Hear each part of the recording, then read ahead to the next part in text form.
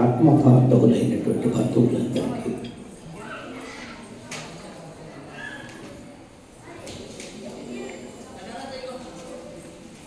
మా గురుదేవులైనటువంటి శ్రీ గురు మదనానంద సరస్వతి పాదారవిందములకు నమస్కరిస్తూ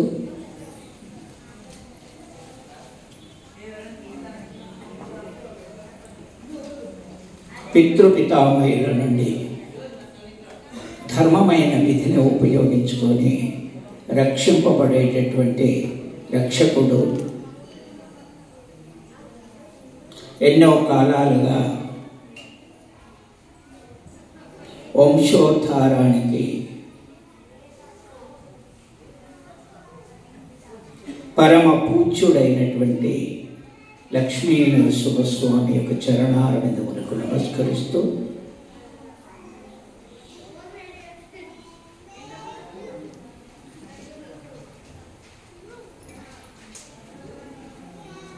ధర్మముతో కూడుకొని అనుగ్రహ ప్రాప్తిని పొందబడినటువంటి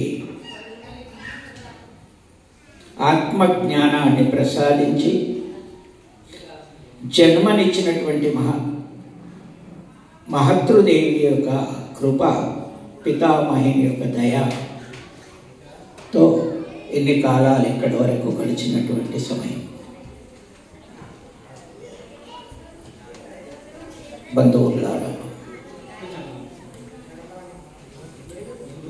పరమేశ్వరుడి కృప అంటే ఏంటి అనేటటువంటి సత్యాన్ని నన్ను తెలుసుకొని మీరందరూ మీ మనసు పూర్తిగా అర్థం చేసుకోగలిగేటటువంటి యోగ్యత మీ అందరికీ ఉంటే మీరంతా ధన్యులే.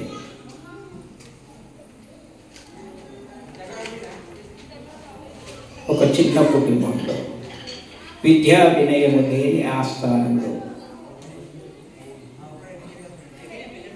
ఆ పూట ఉండి ఆ పూట లేక గడిపినటువంటి సమయంలో పరమేశ్వరుని కృప ఏమిటో కానీ ఈ జన్మకు పరమానందాన్ని కలుగజేసినటువంటి ఆ పరంధాముని యొక్క కృప మాత్రమే, గురుదేవుల యొక్క దయ. ఇంతకాలం ఇలా గడుస్తూ ఆధ్యాత్మిక ధర్మంలో హృదయాన్ని లగ్నం చేస్తూ మీ అందరిలో కలిసి మెలిసి ఉండి ఉన్నటువంటి ఈ జన్మ పితృపితామహిని యొక్క కృపతో కూడుకున్నటువంటి ధర్మం. నాలో మొదటి దైవం ఎవరు అని అడిగితే ప్రకృతాకర్షణ రూపంలో ఉండబడినటువంటి ఈ దేహాన్ని ప్రసాదించినటువంటి తల్లిదండ్రుల యొక్క చరణములే తప్ప నేను కాదు. ఆ తదుపరి ధర్మాన్ని బోధించి ధర్మం ఎటువంటిది అనేటటువంటి ఎరిక అప్పుడప్పుడు ఆకుచాటుకాయలాగా అనుగ్రహించి ఇన్ని కాలాలుగా నడిపి తన వంతు ధర్మాన్ని ఉపయోగించినటువంటి మహతృదేవి యొక్క దివ్యస్వరూపమే అని నేను అనుకుంటాను. మరి మీరందరూ కూడా మీ పిల్లల్ని కూడా అటువంటి పెంచుతారేమో అనేటటువంటి ఆశ నాకు అధికంగా ఉంటుంది. ఎందుకంటే ఆశించబడేటటువంటి ధర్మం ఎటువంటిది కదా అని అంటే, ప్రకృతి ఉద్ధారణ చేస్తూ తన జీవనయానం గడుపుతూ ఇతరులను హితవంతులను చేయగలిగేటటువంటి యొక్క లక్షణాన్ని కల్పించగలిగేటటువంటి యోగ్యతను కలుగజేసేటటువంటి ధర్మాన్ని మీ పిల్లల్ని కూడా ఆ ధర్మం దిక్కు నడిపిస్తారనేటటువంటి దానికోసము నేను మిమ్మల్ని అందరినీ ఆశిస్తాను.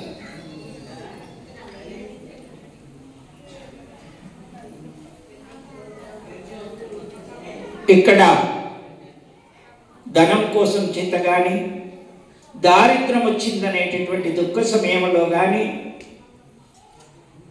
కాలం ఎటువంటి విధంగా ఉన్నా కూడా ఆ కరుణార్థిపై నన్ను దృష్టి ఏ చిన్న వడదడుకు లేనటువంటి ధర్మంగా ఇంతకాలం గడిచింది. మరి ఎందుకు గడిచింది అని అడిగితే, ఇటు తల్లిదండ్రులు జన్మనిచ్చారు, 10 సంవత్సరాలు వచ్చిన తర్వాత నా సాటివారు ఎవరు ఏంటి అనేటటువంటి ఎరుకను తెలుసుకునేటటువంటి ధర్మమునిచ్చిండ్రు. మరి సాటివారిపై నడు ప్రేమ ఎటువంటిది ఉపయోగించుకోవాలనేటటువంటి లక్షణాన్ని ఎరుకపరిచారు. అంతదాకా వారి దయానే తప్ప నేనేదో చేసుకున్నాను, ఏదో వచ్చింది అనేటటువంటి తృప్తి అయితే నాకు లేదు. ఆ తత్పరి పరమ పూజ్యత్వమైనటువంటి లక్షణాన్ని కలగజేసుకున్నటువంటి యొక్క పరిజ్ఞానాన్ని ప్రసాదింపబడి పరమ సంతోషం దిక్కు ఈ విధంగా నడుస్తే నీ నడిక పరమాత్మ సన్నిధానాన్ని చేరగలదు నానా అనేటటువంటి ఎరుక చెప్పింది నాకు గురుదేవుడు. గురుదేవుడైనటువంటి రామానంద యోగి గారు, నానా ఇన్ని దిక్కులు చూస్తే అదే కనిపిస్తుంది, నీ దిక్కు నువ్వు చూస్తే నీలో పరమాత్మ అనే జీవాత్మ ప్రకాశింపేటటువంటి పరమ సంతోషం నీలో నీలమై ఉంటుంది అనేటటువంటి దాన్ని నీవు నీ కళ్ళు ద్వారా తెలిసి నీలో నువ్వు చూడగలిగేటటువంటి యోగతను పొందు అన్న ఎరుక చెప్పింది రామానంద యోగి గారు. మా గురుదేవులైనటువంటి మొదటిలో ఆ సమయం ఎటువంటిది కదా అంటే, ఒక చిన్న పిల్లవాడిని, భుక్తికి లేక ఒక ఇంటి నౌకరిని,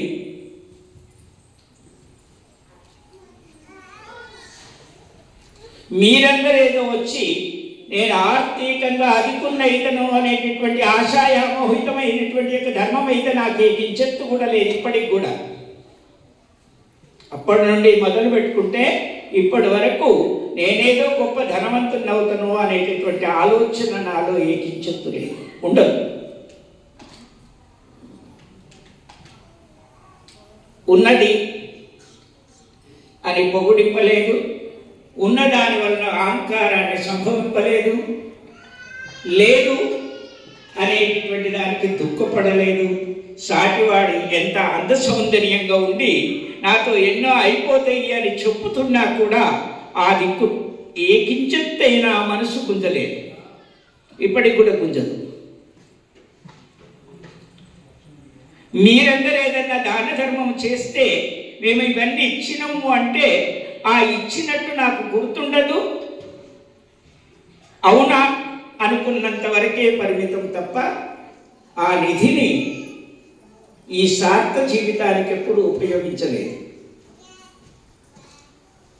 ఏ కాలంలో నేను కృషి చేసింది ఎంతనైతే ఉంటుందో, శరీరంలో ఇన్ని రోమాలు ఉన్నాయి, ఈ రోమాల్లో ఒక రోమం ఎక్కడైనా ఒక భాగంలో ఇమిడిపోయినటువంటి సత్యం ఏదైతుందో దాన్ని మాత్రమే ఉపయోగిస్తాను నేను. దానికంటే అవుతుంది కానీ ఇవుతుంది కానీ ఎప్పుడూ ఉపయోగించదు. మీరు ఎటువంటి ఆర్థికం 1,00,000 ఇచ్చినా, 1000 ఇచ్చినా, 100 ఇచ్చినా, పైస ఇచ్చినా కూడా నా కృషి ఎటువంటిది అంటే ఈ శరీరంలో ఒక రోమం ఎంత ఉంటుందో అంతవరకే పరిమితం తప్ప దాన్ని మించిన పరిమితం ఇప్పటి వరకు నా ఉపయోగ ధర్మంలో ఉపయోగించలేదు. మీ ఆర్థికాన్ని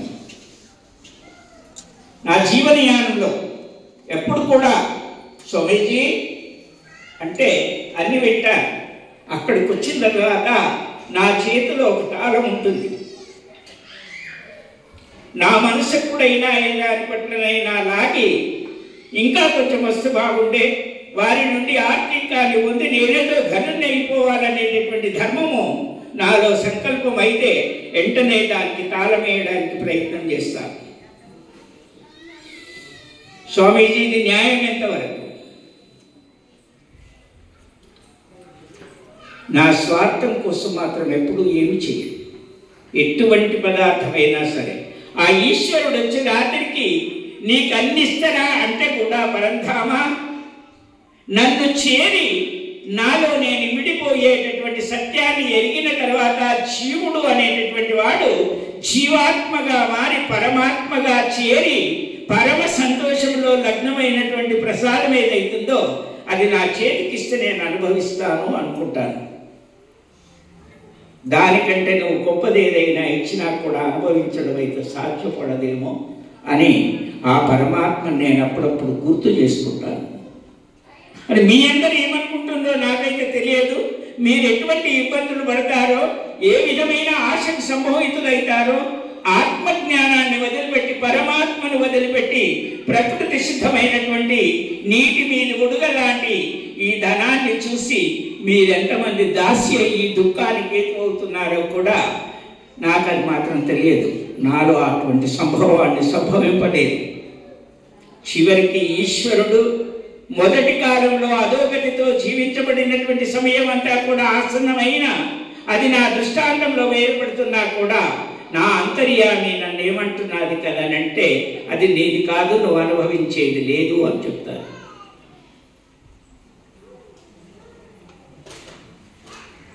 ఎవరైనా పిలిచి స్వామీజీ నేను ఇది చేసిన అంటే నా ఎంత విసుగుపరుడు ఇంకొకడు ఉండడు.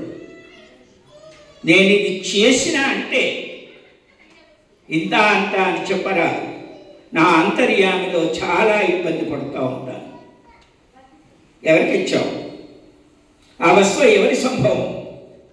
మరి దేనికి ఉపయోగించాలి నేను దాన్ని? ధర్ముడైనటువంటి పునీతుడు దారిద్ర్యముతో పీడింపబడుతున్నటువంటి జన్మకు నేను ధనమో ధాన్యమో సువర్ణమో లేకుంటే భోగాలో లేకుంటే భూములో ఏవైనా ఆస్తులో ఇచ్చేటటువంటి స్తోమత ఉన్నటువంటి వారిని కాను, కానీ నా మనస్సు కలిగి దయ చూపిస్తాను. పరంధామ కష్టార్థైన జీవితుడు కాలం ఎటువంటి విధంగా ఉన్నా ధర్మమే నిత్యం అనేటటువంటి సేవ చేస్తున్నటువంటి వారికి నేను దాసిని, ఇతరులకు దాసిని కాదు అని ఒప్పుకోను.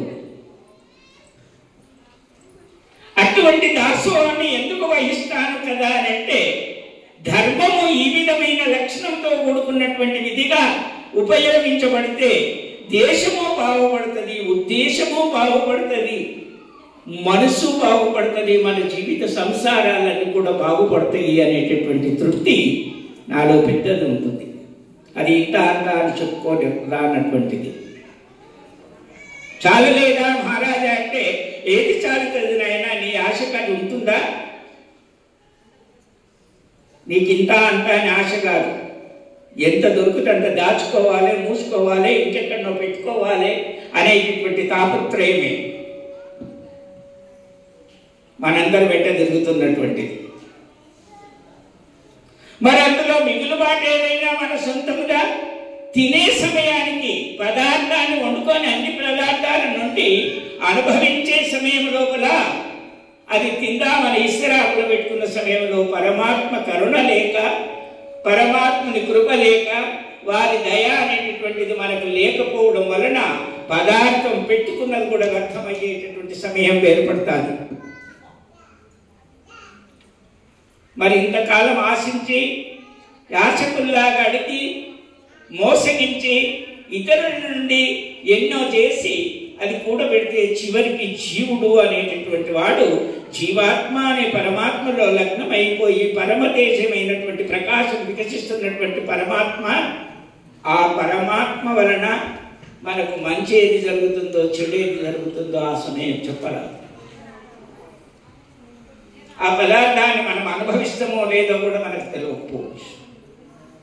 కాబట్టి ధర్మమును ఎల్లప్పుడూ కాపాడాలని మీ అందరినీ అడుగుతున్నాను. ఈ భిక్ష నాకు ఇస్తే నేను తీసుకోవాలని అనుకుంటున్నాను. ఏ భక్తుడు ఈ భిక్ష ఇవ్వబడతాడో ఆ భక్తుల నుండి భిక్ష దేహి అని అడుక్కోగలుగుతాను. నేను గురువు అని పేరు వచ్చినంత మాత్రంలో దానికోసం గొప్పగా వహించలేదు, కానీ ఈ భావన ఎవరికైతే ఉంటుందో వారి నుండి ఏ పదార్థం పెట్టినా చివరికి అతనికి ఏది చేతగాకపోయి ఆ ధర్మదేవత అయిన భూదేవతను దానమిస్తా అంటే అది చేయకుంటలో పట్టినంతటి ప్రసాదం నువ్వు ఎత్తిస్తంతా అని అనుకుంటారు. మా భర్తలు గారు అప్పుడప్పుడు పూజ చేసి తీర్థం ఇవ్వడానికి వచ్చేటప్పటికి నేను ఎంత పెద్ద భయంగా ఉంటానో తెలుసా. ఆయన చక్కెర ఎక్కడి నుండి తెచ్చిపెట్టిండో, మంత్రం ఎంత ధ్యానం చేసిండో, ఆయన మనసుని ఎంత వంచన చేసిండో, లేదా అవన్నీ ఏమి లేక బుద్ధుడులాగా కూర్చుండి ఇంట్లో ఏదన్నా ఒక కలితమైనటువంటి ఒక విధి ఉంటే ఇది నేను అనుభవిస్తే ఇది తప్పకుండా నేను దోషమని అంటినటువంటి వాడనైతాను అనేటటువంటి భయం నా లోపల, ఒక పామును చూస్తే కూడా అటువంటి భయం ఉంటుందో లేదో కానీ నా లోపల అటువంటి భయం ఉంటుంది. భక్తులు ఒక్కొక్కసారి మేము మా ఇంట్లో వంట చేసి పెట్టాం మహారాజు అంటే ఆ ఇంటికి పోకముందు నాలో సంకల్పం ఏముంటుంది కదా అంటే, అవునా ఉండే పెడతావా అనుకుంటాను నేను. ఏముండి పెడతావు? నీటాన భక్ష్యాలు పరిమాణము అవన్నీ ఉండడానికి పదార్థాలు ఉన్నాయి, కానీ నీ మనసుందా? ఆ నిర్మలమైన హృదయంతో నువ్వు పదార్థాన్ని పరమాత్మ గురుమూర్తి అనేటటువంటి వాడికి పంచిపెట్టగలిగేటటువంటి మనసు ఉందా అనుకుంటాను నేను. అది కూడా నీ దగ్గర లేదు అనుకుంటే ఏం చేస్తాను కదంటే తప్పించుకోవడానికి ప్రయత్నం చేస్తాను. ఎందుకంటే లేబెట్ట ఇంటికి వెళ్ళిపోవాలి, ఎంతసేపట్లో పోతాను, ఇక్కడ భోజనం కాదు అని అప్పుడు అబద్ధం ఆడతాను. చూడండి, మీ దగ్గరికి వచ్చినాక భోజనం ఎందుకు చేయలేవు ఆ రోజు, మా దగ్గరికి ఎందుకు రాలేదంటే ఆ భావాన్ని గ్రహించి నా అంతర్యామిలో నేను ఆ సంకల్పాన్ని వహిస్తాను. పరమాత్మ ఇక్కడ నాకు పనికి రాదు అనుకుంటాను. కానీ ఇక్కడ కులమో జాతో భేదమో అనేటటువంటిది కాదు. నేను ఆ కులంలో ఈ కులంలో తింటాను అన్ని ఇన్ని అనేటటువంటి ఆలోచన నాకేముంటుంది. నాకు ఒక ఆలోచనకి ఇదే ఉంటాను, నిన్ను మనిషి ఇవ్వగలిగే పదార్థము అరిచేయి గుంటలంతటి పదార్థం అయితే చాలు నా కడుపు నిండిపోతుంది అనేటటువంటి ఆలోచన ఉంటారు. మరి మీ అందరు దానం చేసేటప్పుడు ఏ మనసుతో ఇస్తారో ఒకసారి చెప్పాలి.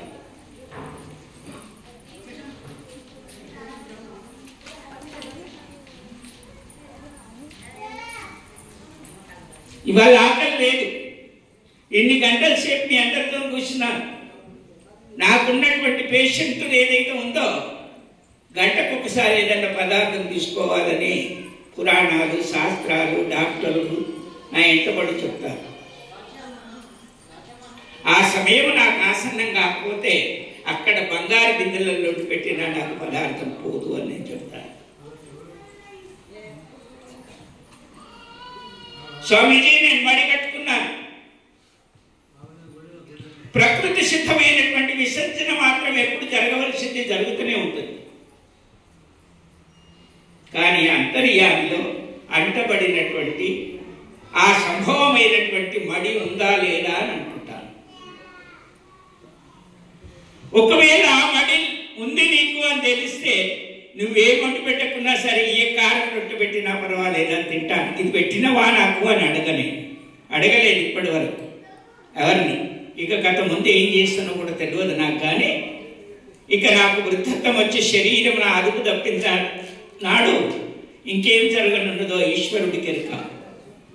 ఈ మాట మాత్రం చెప్పాను. కానీ ఇప్పుడు మాత్రం తస్మా జాగ్రత్త అంటాను నేను.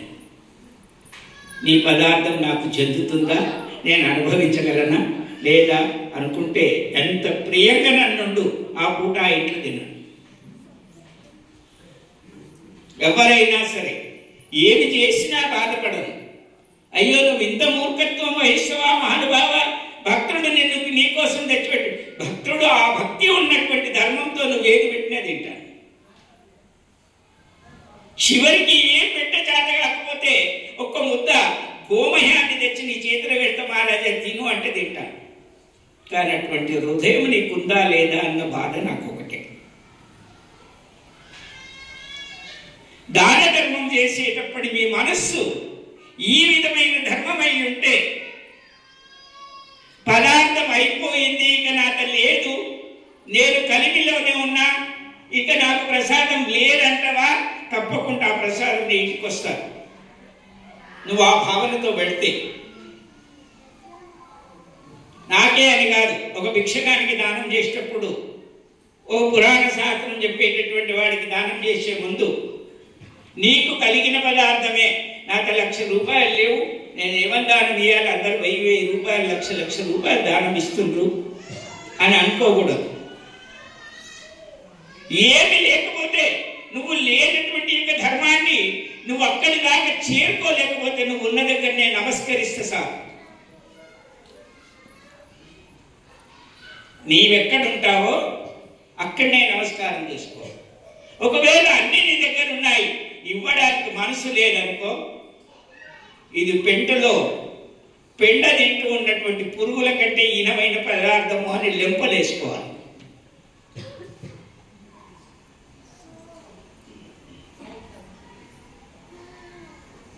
అసలు నా కార్యక్రమం గీతమంతా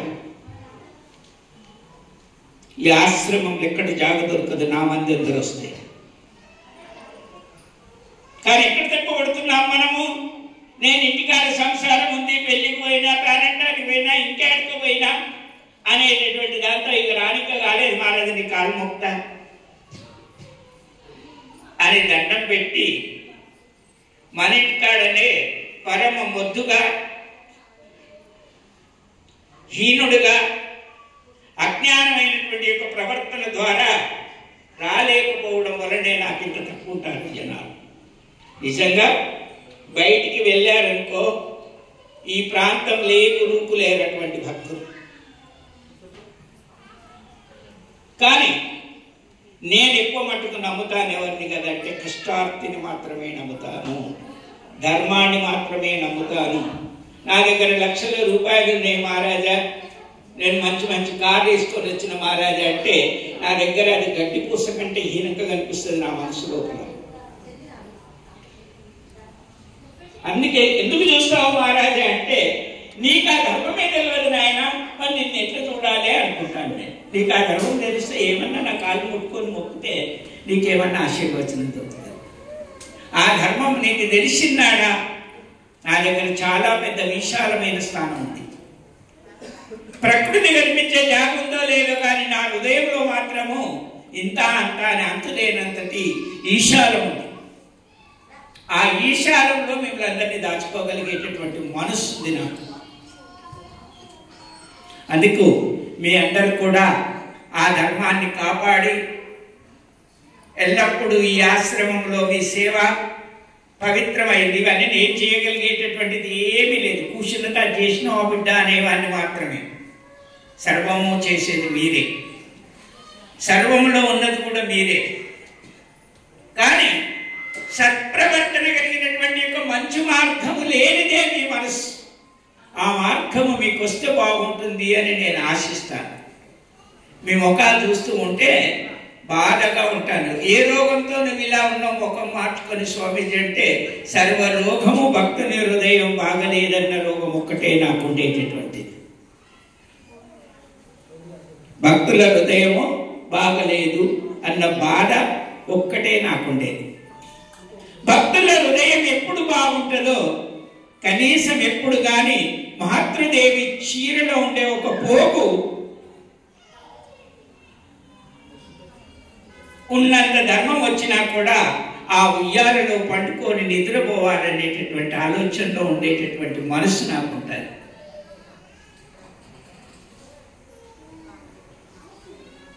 అటువంటి ధర్మాన్ని మీరందరూ కాపాడుతారు అని అనుకుంటూ, ఆ లక్ష్మీ నరసింహస్వామి కానీ, గురు రామానంద యోగి కానీ, పవిత్ర తేజస్వరూపమైనటువంటి మదనానంద సరస్వతి కానీ, విద్యారణ్య భారతీయ స్వామివారు కానీ, వారందరూ కూడా మీ అందరికి ఆయుర ఆరోగ్యం ఇచ్చి, ఔశ్వర్యం ఇచ్చి, మిమ్మల్ని అందరినీ ధన్యులను చెయ్యాలని వారి చరణారవిందమునకందరికి నమస్కరిస్తూ, లక్ష్మీ నరసింహస్వామి వారి కృపా కటాక్షం మీ అందరికి ఉండాలని ఆ నారాయణ ఆశీర్వచనం చేస్తూ, మీ అందరికీ పరమ సంతోషం ఎప్పటికి ఉండనని ఆ భగవంతుడు.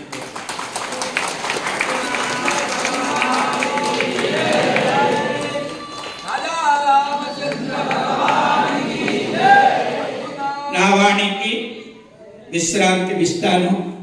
సమయం చాలా అవుతుంది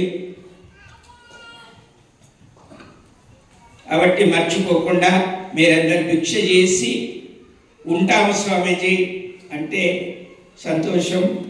లేదు మేము మీ కర్తవ్యాల్లో మీరు వెళ్ళిపోతామంటే మీ అందరికీ ఆశీర్వచనం. నారాయణ ఆశీర్వచనం. జయ గురుదత్త. ఒక చిన్న పని ప్రసాదం తెచ్చిస్తే